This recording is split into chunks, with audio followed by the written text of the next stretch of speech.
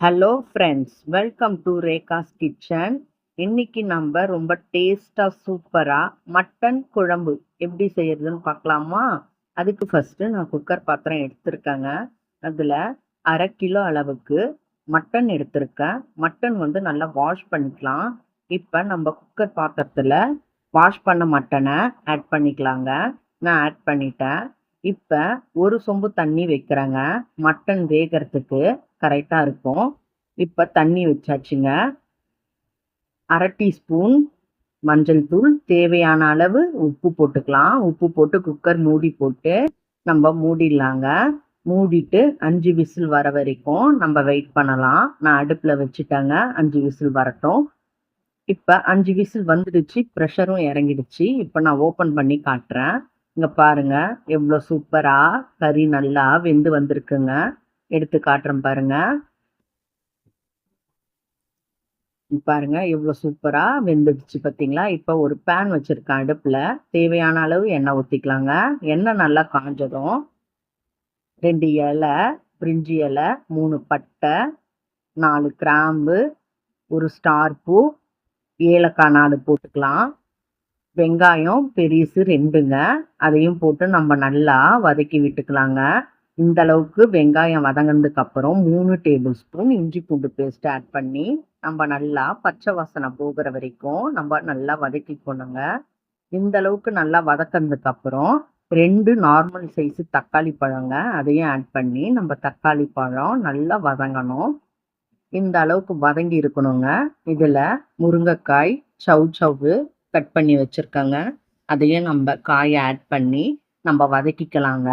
இந்த மாதிரி காய் போட்டு செய்யும் போது குழம்பு நல்லா டேஸ்டா சூப்பரா இருக்குங்க. இப்ப நம்ம வதக்கின காயில வேக வச்ச மட்டனை கொட்டிக்கலாம். கொட்டி நல்லா கிளறி விட்டுக்கலாங்க. இந்த அளவுக்கு கிளறி விட்டதுக்கு அப்புறம் 1 டேபிள் ஸ்பூன் குழம்பு தூளுங்க, 1/2 டேபிள் ஸ்பூன் போடுறேன். வீட்டு குழம்பு தூள் தான், டேஸ்ட் சூப்பரா இருக்கும். இப்ப நல்லா கலந்து விட்டுக்கலாங்க. ஒரு மூடி போட்டு மூடிடலாம். கொதி வரட்டும். கொதி வந்ததுக்கு அப்புறம் பார்ப்போங்க. இங்க பாருங்க, நல்லா குழம்பு கொதிக்குது.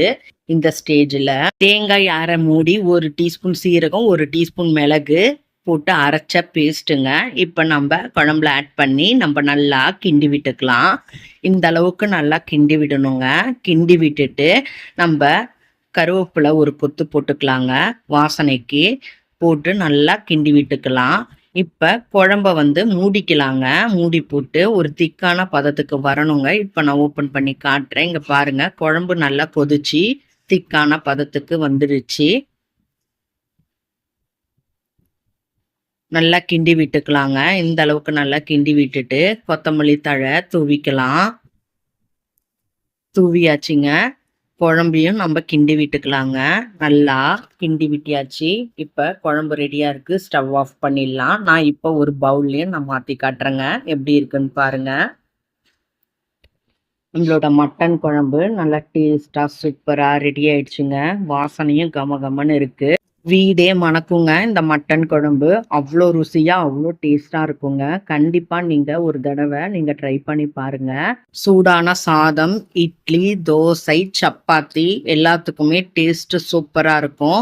நீங்களும் இதே போல உங்க வீட்டில் கண்டிப்பா ட்ரை பண்ணி பாருங்க. இந்த வீடியோ உங்களுக்கு பிடிச்சிருந்தாக்கா லைக் பண்ணுங்க, ஷேர் பண்ணுங்க, கமெண்ட் பண்ணுங்க. மறக்காம நம்ம சேனலை சப்ஸ்கிரைப் பண்ணுங்க. தேங்க்யூ ஃபார் வாட்சிங்.